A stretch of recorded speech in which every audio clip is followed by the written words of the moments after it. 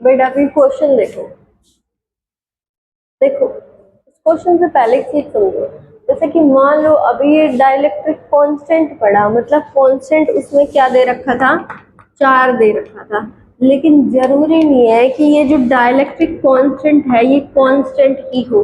Dielectric constant भी very कर सकता है। जैसे कि इस क्वेश्चन में दिया गया है, क्या दे रखा है कि कोई पैरेलल प्लेट कैपेसिटर है जिसका प्लेट एरिया दे रखा है, सेपरेशन दे रखी है, उसको फिल करा गया है एक डाइलेक्ट्रिक कांस्टेंट से, जिसका डाइलेक्ट्रिक कांस्टेंट कैसे वेरी कर रहा है, mx प्लस n, यानी x के साथ वेरी कर रहा है। x क्या है, where x is the distance from one end of the plate, यानी एक प्लेट के एक एंड से डिस्टेंस है। यानी जैसे जैसे डिस्टेंस आगे बढ़ेगी ये जो डाइलेक्ट्रिक कांस्टेंट है वो भी क्या हो जाएगा, चेंज हो जाएगा। इसका हमने कैपेसिटेंस निकालना है, होगा क्या। जैसे कि मान लो अपने पास ये कोई पैरेलल प्लेट कैपेसिटर गिवन, ठीक है, का plate area A cross B हो जाएगा, ठीक है, सेपरेशन कितनी दे रखी है, डी दे रखी है, ओके। अब क्या है, अब इसका जो डाइलेक्ट्रिक कांस्टेंट है वो वन एंड से ऐसे बढ़ रहा है, where X is the distance from the one end, एक एंड से क्या दे रखी है, डिस्टेंस दे रखी है। यानी जैसे जैसे हम आगे बढ़ेंगे हर पॉइंट पे जो डाइलेक्ट्रिक कांस्टेंट है वो क्या हो जाएगा, चेंज हो जाएगा, ठीक है।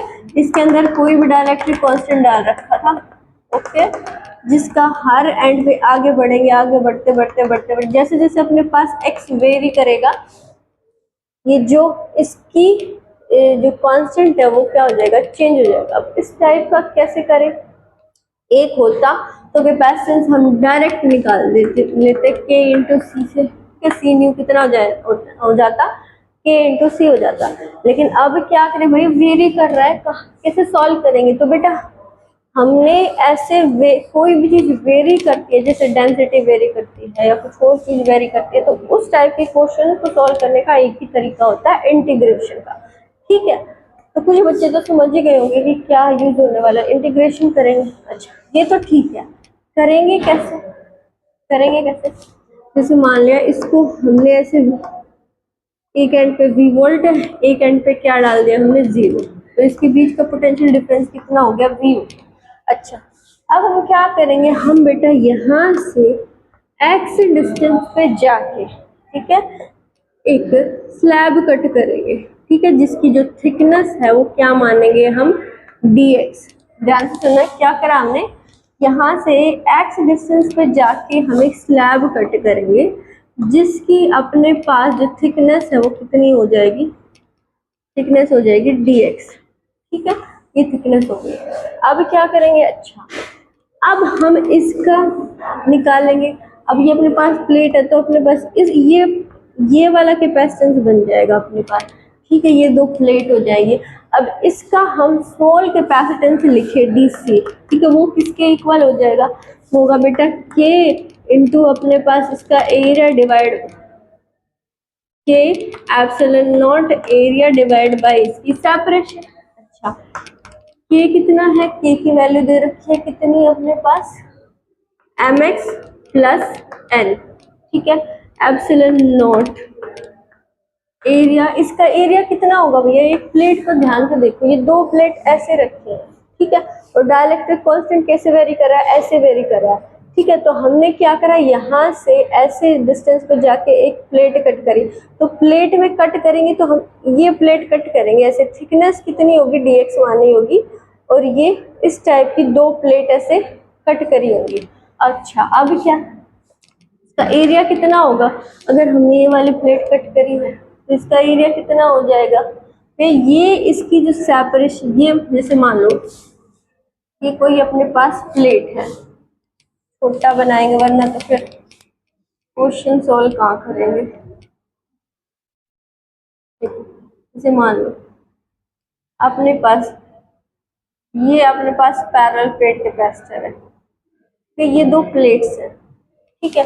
अब हमने क्या करा, हमने कोई ऐसे पतली सी कट करेंगे,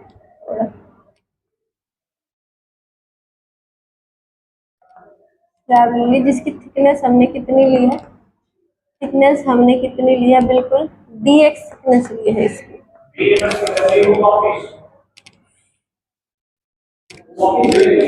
ओके भाई, dx। ओके, तो dx थिकनेस ले ली हमने। तो क्या हुआ, ये थिकनेस ले ली। ओके, अब क्या, अब बेटा ध्यान से देखना है, तो अपने पास ये एरिया, ये वाली प्लेट्स काउंट होगी, इसका एरिया कितना होगा। अगर इसकी ये लेंथ है और ये वाला इसकी ब्रेड्थ है प्लेट का, तो plate area A cross B हो जाएगा। यहाँ का इसका कितना एरिया होगा इस प्लेट का, इसका एरिया बेटा थिकनेस कितनी है इसकी dx, और इसकी ये वाली लेंथ कितनी है, ये तो b है, तो इसका एरिया अपने पास कितना आ जाए, इसका एरिया आ जाएगा dx इंटू b। ठीक है, ये एरिया आ चुका होगा, तो अपने पास ये वाला पैरेलल प्लेट कैपेसिटर बन जाएगा, ये बिल्कुल छोटा सा।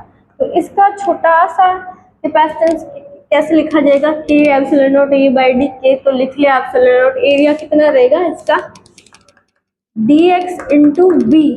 ओके, इसके बाद अपने पास अपन इसकी सेपरेशन, बेटा सेपरेशन तो दोनों प्लेट के बीच की, इनके बीच की है वही रहेगी, कितनी है, d है। ओके, चल यहाँ तक हो गया।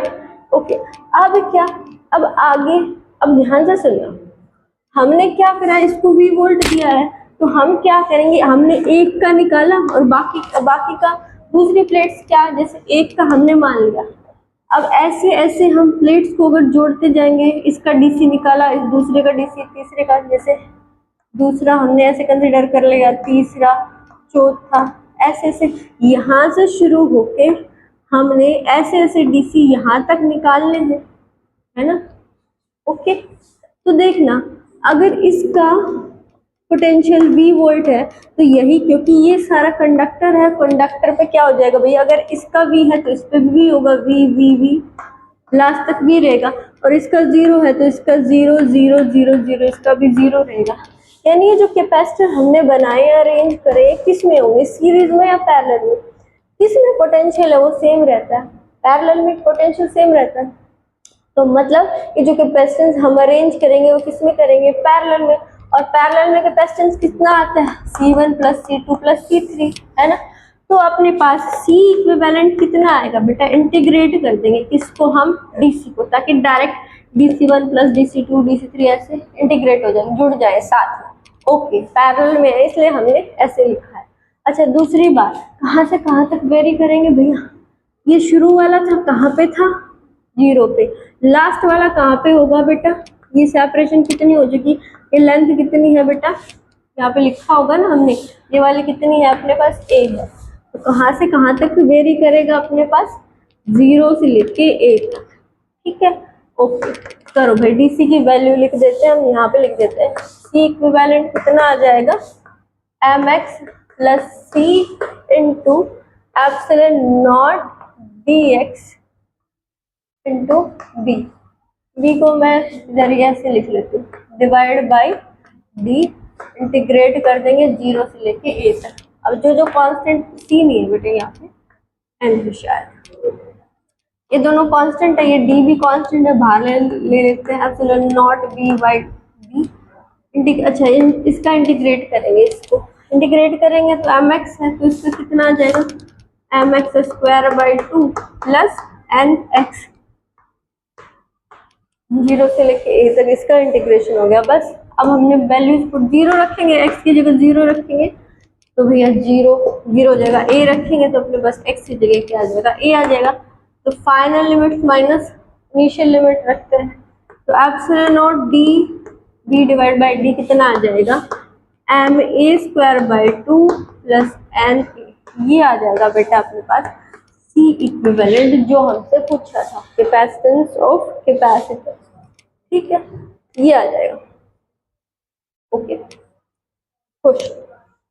एक बार मैं फिर से बता देती हूँ, अगर किसी को ना ही समझ में आया हो तो, क्या करा है, अपने पास ऐसे कोई कैपेसिटेंस दे रखा था, डाइलेक्ट्रिक मीडियम क्या था, ऐसे वेरी कर रहा था, ऐसे वेरी कर रहा था, तो मतलब हर पॉइंट पे डाइलेक्ट्रिक कांस्टेंट है वो चेंज हो रहा है। अब हम एक तो लिख नहीं सकते, कैसे नहीं लिख सकते, के एप्सिलॉन जो कैपेसिटेंस है C न्यू के इंटू C, तो लिख नहीं सकते, क्योंकि ये वैल्यू चेंज हो रही है, चेंज हो रही है। चेंज के लिए हम क्या करते हैं, इंटीग्रेशन करते हैं, अब हमने क्या कर लिया, x से यहाँ से x डिस्टेंस पे जाके हमने dx थिकनेस की हमने एक स्लैब कंसिडर कर ली, उसका हमने कैपेसिटेंस निकाला, कितना आया, ये आया। ठीक है, प्लेट का एरिया अपने पास कितना हो गया, प्लेट का एरिया हो गया b इंटू डी एक्स। ये प्लेट थी, तो ये प्लेट थी अपने पास, ये दो प्लेट्स थी, इनका कैपेसिटेंस निकालेंगे। तो इस प्लेट का ये थिकनेस d इंटू एरिया, ये कितना है b, तो एरिया कितना हो जाएगा अपने पास dx इंटू b हो जाएगा।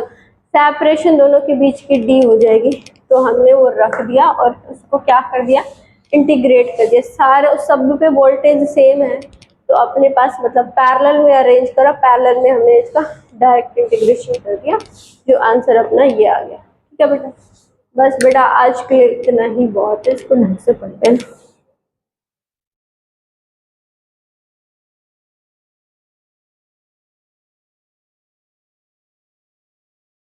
बेटा अभी एक क्वेश्चन और करवा देती, ठीक है। देखो क्वेश्चन क्या है कि इसका हमने इक्विवेलेंट डाइलेक्ट्रिक कांस्टेंट निकालना है। इस कैपेसिटर के अंदर अपने पास तीन मीडियम फिल कर रखे हैं। एक तो यहाँ पे एक K1 है, किसमें, D/3 में, K2 है अपने पास और K3 है, और इसका हमने इक्विवेलेंट डाइलेक्ट्रिक कांस्टेंट निकालना है। अब समझो क्या करेंगे, ठीक है। जैसे मान लिया इसमें क्या दे दिया, V वोल्ट और 0 दे दिया, ओके। तो कैसे करेंगे इसको सॉल्व, इसका हमने क्या निकालना है, हमने इसका एक माना थोड़ा छोटा बना देती हूँ, ये अपने पास कैपेसिटर है, इन तीनों, ये तीनों तीन है अपने पास, K1 K2 K3, इन तीनों का हमने एक निकालना है। मान लिया अब हमने इन तीनों को एक से रिप्लेस कर दिया, तो मीडियम है जिसका डाइलेक्ट्रिक कांस्टेंट कितना है, के इक्विवेलेंट है, वो किसके इक्वल होगा, इन तीनों का मिक्स करके वो एक बना देंगे। अच्छा अब करेंगे कैसे इस क्वेश्चन को, अब हम क्या करेंगे इसको करने का, हम इनको ऐसे अरेंज कर सकते हैं कि यहाँ पे एक प्लेट है, यहाँ पे एक प्लेट है, तो हम ये अपने पास एक कैपेसिटर बन जाएगा, अपने पास एक कैपेसिटर ये बन जाएगा, और अपने पास एक कैपेसिटर ये बन जाएगा। तो हमने इस सिचुएशन को ऐसे रिप्लेस करा, यहाँ पर वोल्टेज V है तो एक कैपेसिटर ये है, उसके बाद अपने पास ये दूसरा कैपेसिटर C1 C2 और अपने पास C3, और यहाँ पर अपने पास क्या है 0। तो अगर ध्यान से देखोगे तो बेटा ये तीनों किसमें है, सीरीज में या पैरेलल में। देखो इस एंड पर क्या है, वोल्टेज V है, यहाँ पे चेंज हो जाएगी वोल्टेज, यहाँ पे और चेंज हो जाएगी, ठीक है। तो वोल्टेज क्या हो रही है, डिवाइड हो रही है, ये V और 0 इन तीनों में डिवाइड हो रही है, मतलब टोटल जो वोल्टेज डिफरेंस है वो वोल्टेज है वो कितना है अपने पास V है इनके बीच का। तो तीनों के इसके बीच में तीन कैपेसिटेंस लगे हुए हैं, इसका मतलब ये किसमें है, सीरीज में, और सीरीज में वोल्टेज डिवाइड होती है। ओके अच्छा, अगर इसका कैपेसिटेंस C1 निकालेंगे तो C1 कितना होगा अपने पास बेटा, होगा क्योंकि इसका डाइलेक्ट्रिक कांस्टेंट K1 है, इसमें K2 है, इसके अंदर क्या है K3 है, तो इसका कितना हो जाएगा K1 इंटू C, C कितना होगा, epsilon not area divide by इन दोनों के बीच की सेपरेशन कितनी है बेटा, D/3, और एरिया कितना गिवन है, A है, ठीक है। D/3 सेपरेशन इन दोनों के बीच की, ओके। इसका कितना हो जाएगा K2 epsilon not A D/3, और इसका हो जाएगा K3 epsilon not A by D/3, right. अच्छा अब क्या करेंगे, अब बेटा इसको हम तीनों को अरेंज कर देंगे किसमें, सीरीज में। तो अगर मैं बात करूं सीरीज में इक्विवेलेंट कैपेसिटेंस कैसे निकलता है, 1/C इक्विवेलेंट किसके इक्वल होता है, 1/C1 plus 1/C2 plus 1/C3। अच्छा C इक्विवेलेंट, ओके कैसे करेंगे इसका, अपने पास C इक्विवेलेंट को कैसे लिख सकते हैं, मतलब इसका अगर हमने कैपेसिटेंस लिखना है तो कितना लिखेंगे, के equivalent into epsilon not A by separation इनके बीच की तो D ही है, ओके। तो इस C इक्विवेलेंट को हम किससे रिप्लेस कर देंगे, इससे, तो K equivalent epsilon not A और नीचे D है तो मैंने ऊपर D, यहाँ पर क्या हो जाएगा 1/C1 क्या था अपने पास, ये 3 ऊपर चला जाएगा, तो बेटा 3K1 epsilon not A by D ऊपर गया फिर से, plus 3D K2 epsilon not a plus 3D K3 epsilon not a. Okay, अब यहाँ से बेटा D एप्सिलॉन नॉट ए सब में है तो इस सब में कैंसिल हो जाएगा। यहाँ पे क्या बचा है, ऊपर बचा है अपने पास। यहाँ तो बचा K इक्विवेलेंट, ये बचा 3 कॉमन ले लिया, 1/K1 plus 1/K2 plus 1/K3। तीनों का अगर हम एलसीएम लेंगे तो कितना आ जाएगा, K1 K2 K3। यहाँ पे कितना आ जाएगा, K2 K3 plus K1 K3 plus K1 K2, ये आ जाएगा इसका, इंटू इसके 3 भी है 1/K इक्विवेलेंट। इसको अगर हम रिवर्स करेंगे तो कितना आ जाएगा बेटा, इसको रिवर्स करेंगे तो अपने पास आ जाएगा K equivalent is equal to K1 plus K2 plus K3 divide by अपने पास आ जाएगा K2 K3 plus K1 K3 plus K1 K2। ये आ जाएगा बेटा इसका आंसर। साथ में और रिवर्स करा है तो ये ऊपर ही जाएगा ना, D/3 यहाँ पे है, नहीं नहीं नहीं ऐसे नहीं होगा। ओके देखो हमने क्या करा है, C1 को क्या करा है, ये लिखा है यहाँ पे, तो नीचे D आएगा तो वो तो ऊपर चला जाएगा, लिखो ये यहीं पे आएगा, इसलिए यहाँ पे नहीं, तो यहाँ पे नहीं आएगा, किसके आएगा, ये भाई 1/3 आएगा ऐसे। बिल्कुल सही बात है, ये 1/3 ही आएगा यहाँ पर, कैलकुलेशन मिस्टेक। तो अगर हम इस रिवर्स करेंगे, अच्छा इसको रिवर्स करेंगे तो अपने पास यहाँ पे कितना आ जाएगा, यहाँ पे प्लस नहीं है, ये यहाँ पर तो मैंने कैलकुलेशन मिस्टेक, ये आएगा बेटा फाइनल आंसर, एकदम सही है। देखो क्या करा है, एक बार मैं फिर से रिवाइज कर देती हूँ। अपने पास कुछ एक ऐसा सिस्टम दे रखा है जिसमें 3 कैपेसिटर के अंदर 3 डाइलेक्ट्रिक मीडियम फिल कर रखे हैं, ठीक है। तो हम क्या कर लेंगे, हमने इन तीनों को एक से रिप्लेस कर दिया। ओके, अब हम क्या कर लेंगे, हम यहाँ पर ऐसे अज्यूम कर लेंगे कि यहाँ पर एक कैपेसिटर प्लेट है, यहाँ पर एक और यहाँ पर एक। तो हमने क्या मान लिया, इन 2 प्लेट्स के बीच में एक कैपेसिटर, एक मीडियम है K1, इन दोनों के बीच में एक मीडियम और इन दोनों के बीच में एक मीडियम। तो हमने इस सिस्टम को ऐसे लिख दिया, बिल्कुल ऐसे ही होगा। ये अपने पास कैपेसिटर जिसके बीच का कैपेसिटेंस, जो ये डाइलेक्ट्रिक मीडियम है उसका कांस्टेंट कितना है K1, इसका K2 और इसका K3। तो हमें साफ साफ दिख रहा है ये तीनों किसमें है, सीरीज में। तो सीरीज में अपने पास इक्विवेलेंट कैपेसिटेंस ऐसे निकाला जाता है, इसका कितना होगा, ये इक्विवेलेंट एप्सिलॉन नॉट, इन दोनों के बीच की सेपरेशन हो जाएगी D। उसके बाद हमने इसको लिख दिया, इन C1 लिखा, C2 लिखा, C3 लिखा, बस इसको थोड़ा सा कैलकुलेट करके हमने निकाल लिया आंसर। ठीक है बेटा, आज के लिए बस इतना ही बहुत है, पढ़ते रहो।